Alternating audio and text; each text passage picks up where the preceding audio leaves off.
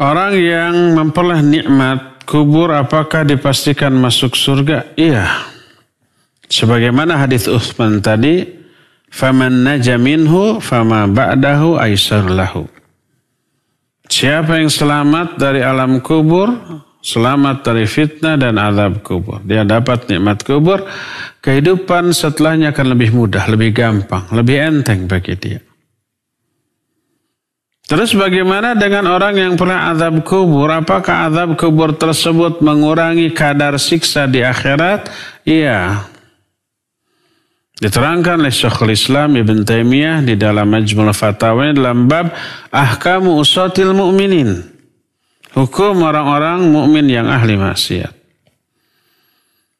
Kata beliau, semua penderitaan yang dialami oleh manusia baik di dunia, ada musibah, ada sakit, ada pandemi seperti sekarang ini, ada musibah psikis, dihina orang, digibahi orang, difitnah orang, dipukul orang, kehilangan uang, kehilangan orang yang kita cintai.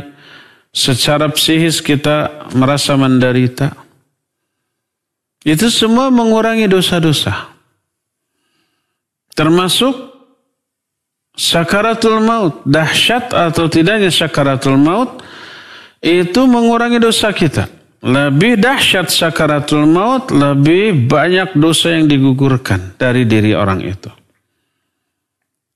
Makanya Nabi SAW pun mengalami sakaratul maut yang hebat, melebihi yang dia alami oleh orang pada umumnya, yang dialami pada umumnya orang.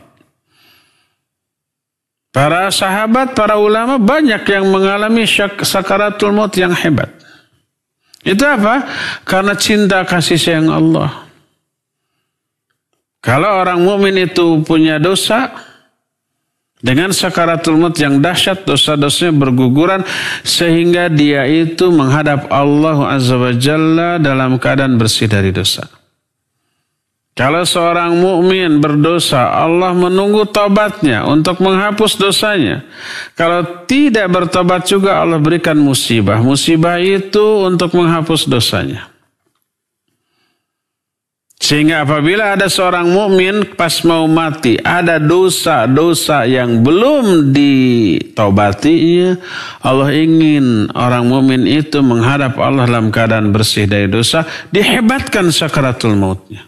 Membuat menderita. Bersihlah dosa-dosanya sehingga menghadap Allah dalam keadaan dia suci dari dosa.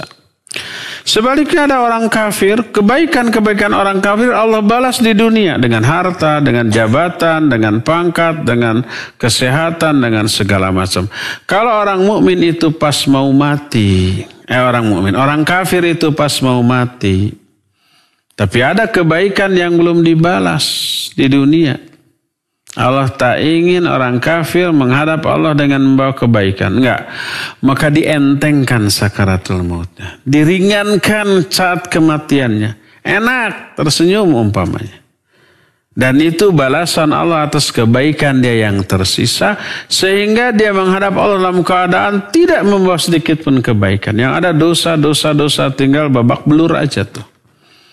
Makanya banyak orang yang ketika orang kafir mati dalam keadaan seperti tenang gitu, mereka cantumkan di nisan mereka tulisan RIP. Rest in peace.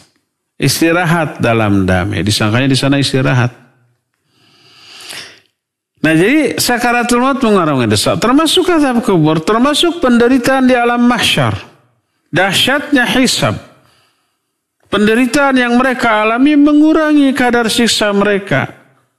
Sehingga pas mereka masuk ke dalam neraka, bagi orang-orang yang durhaka, kedurhakaannya tidak terhapus oleh apapun, atau terhapus sedikit dan masih banyak yang tersisa, lalu dimasukkan ke dalam neraka, maka azab di neraka kadarnya sudah terkurangi oleh penderitaan-penderitaan yang mereka alami sejak sakaratul maut sampai diazab di alam kubur, sampai menderita di padang mahsyar, sampai saat hisab dan seterusnya.